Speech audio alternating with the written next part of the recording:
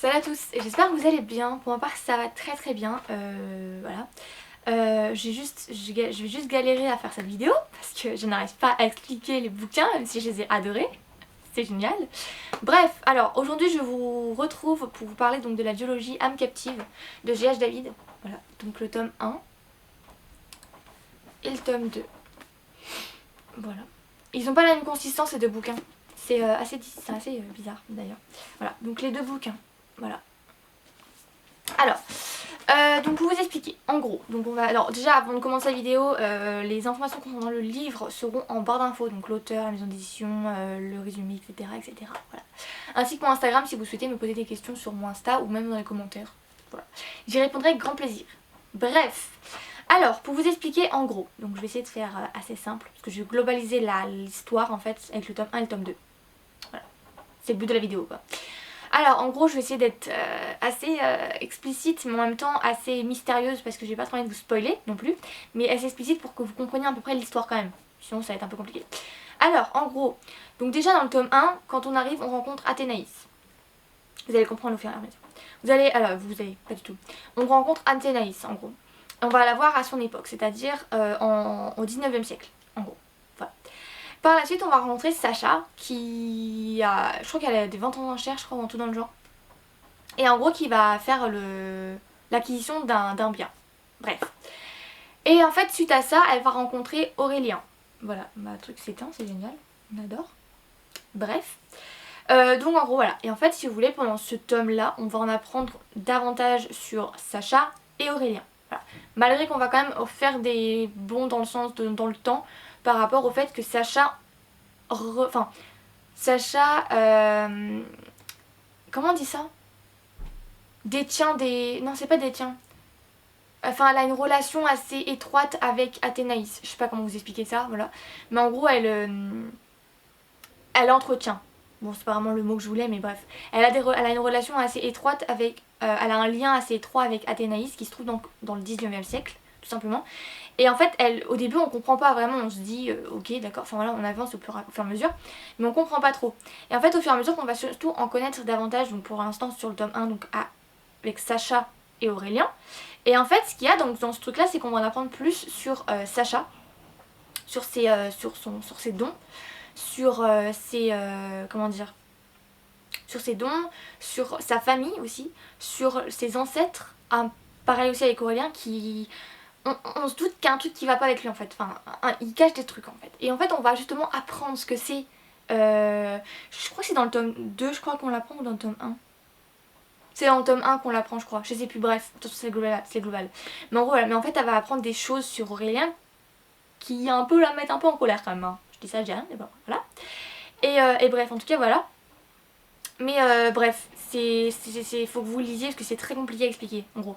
Donc juste ce que je peux vous dire c'est qu'en fait Athénaïs ouais, elle a des liens avec Sacha, Sacha a des liens avec Athénaïs, bref.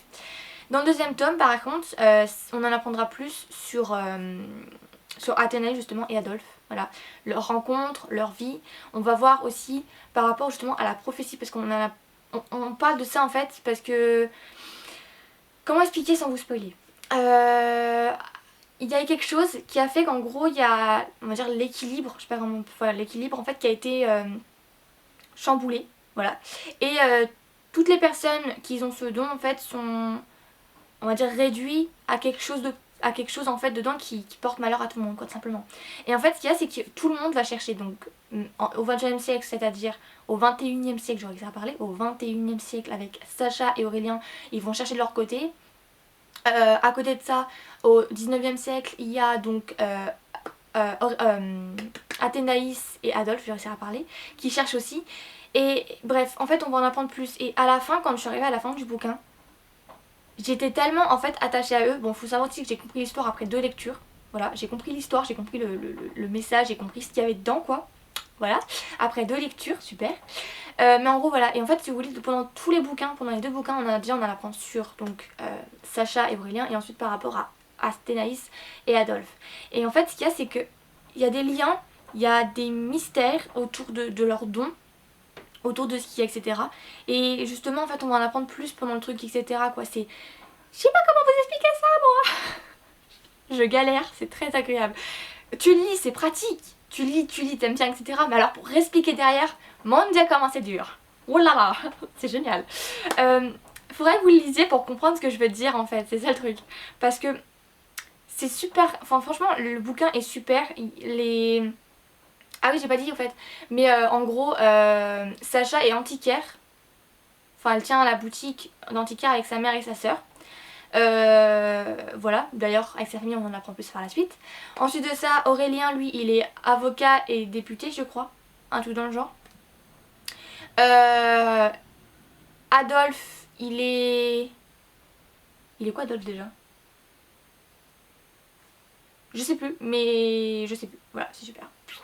Et Athénaïs c'est une romancière féministe, voilà. Et j'ai bien aimé parce qu'il y a toujours des touches en fait de féministe dans le livre et j'ai bien aimé ça. Ça je l'avais pas dit justement. Oups. Mais en gros voilà. Mais en fait ouais pendant le livre en fait on en apprend pas mal sur les personnages etc. Leurs liens, la prophétie, ce qui se passe, les relations en fait entre les quatre, le fait qu'ils soient reliés, ce qu'il y a etc. Bref en tout cas on va en apprendre plus au fur et à mesure des lectures. Voilà. Je sais pas si cette vidéo sera très nette mais en tout cas j'ai essayé de faire au maximum au mieux que je pouvais parce que là clairement c'est parti en vrille totale mais bon c'est pas grave. Voilà. Ouais c'est très compliqué à expliquer parce que bah, en fait j'adore. Mais en même temps c'est très dur à expliquer en fait, c'est assez compliqué de mettre les idées en ordre. Bref, j'espère que cette vidéo vous avez plu parce que ben, clairement j'ai un peu galéré à m'exprimer dans la vidéo. Bref, j'espère que cette vidéo vous aura plu quand même. N'hésitez pas à venir me voir si vous souhaitez avoir des petites informations supplémentaires etc. Parce que ça peut toujours être utile si vous souhaitez lire le livre. En tout cas voilà, j'espère que cette vidéo vous aura plu. Je suis désolée pour le bordel que j'ai fait dans cette vidéo, c'est parti en cacahuète mais bon c'est pas grave.